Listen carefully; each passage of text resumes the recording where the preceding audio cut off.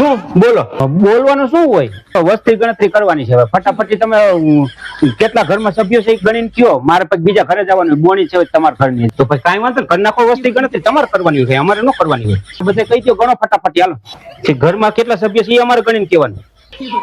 બધા છે ને અમારા ઘરમાં નાના મોટા 32 સભ્યો છે. એટલે આવડા ઘરની અંદર તમે 32 સભ્યો હો, એમાં ઘર સામું ન જોવાનું હોય. હાલો લખાવાજી કોણ કોણ? 8-9 ઉંદેડા અને 2-3 સસુંદર છે, 4-5 મીંદડી બસા છે, 2-3 કૂતરા છે, 2 માણા અમે, બધા છે 32 થાય છે. 32 પેલા કાકા ઉંદેડા મીંદડા કૂતરા સસુંદર ને ઈ બધા સભ્યો પણ ન ગણાય. તમે તો કી નિશાળમાં ભણ્યા છો ખબર નથી પડતી. આ બોણી બગાડી તમે તમારી.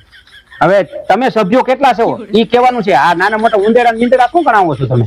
તે કીધું ઘરમાં નાના મોટા સભ્યો એ કયો તો મેં બધા નાના મોટા એ સભ્યો જ કહેવાય ને ઘરના. તારે લખવો પડે, ચોપડે ચડાવવા પડે ભાઈ. એ સભ્યો જ ગણાય. કે ઘરમાં રહેતા હોય સભ્યો જ ગણાય. તો એક કામ કરો ને તમે, કીડી મકોડા ઘરમાં જ બેસે એને ગણાવી નાખો ને, કામ પતે.